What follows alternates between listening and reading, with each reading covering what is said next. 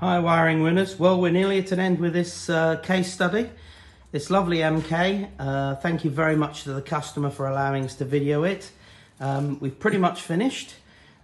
Just thought I'd show you a quick thing. We've for our body module here, down here, we have a diagnostic connector, and we tend to use the OBD 16 way because it's dead easy to mount and dead easy to use. We supply this diagnostic lead with our body module and follow the little old coily wire up there, and we're connected to the laptop. So we've got a little user interface suite here. Ooh, that's hiding it. There we are. So this is our user interface, and we have a set of tabs here, and you can pretty much see everything that's going on. And of course, the difference of ours between a body module and a PDM is we pretty much determine what everything does. We give you loads of adjustability, but the headlights are the headlights, the indicators are the indicators. You don't have to start writing routines and software to make them work. What you're going to do is select functions. So we've got a dashboard here that allows you to see everything that's going on. You've got security tools because we've got a mobilizer, alarm, flip fobs. You can configure all sorts of setups and channels. If you want to use it like a PDM, you can go in yourself and do all your own configuration. That's the CAN configuration.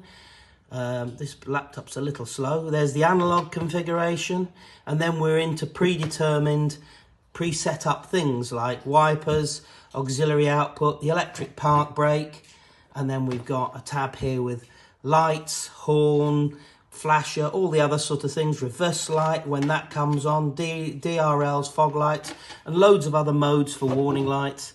And then there's a setup here for your engine stuff. So we interface with the engine ECU either on CAN bus or hard wires, and we have all the sort of standard modes, from standard road car right the way through to race cars with just a single button. You can trigger the fuel pumps automatically if you're on carburetors and not engine management.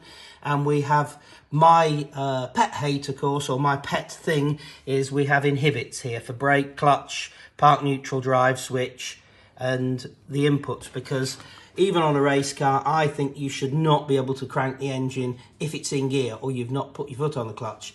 I've been scrutineered, I've been clerk of course, and I've seen too many cars set up across a pit or at a track day, set off across the car park when somebody's just leant in to turn the engine over and they've left it in gear. So we're going to do loads more of these videos about this. We're going to show you how you configure things, how easy it is to use, and the big differences between a PDM and a body module.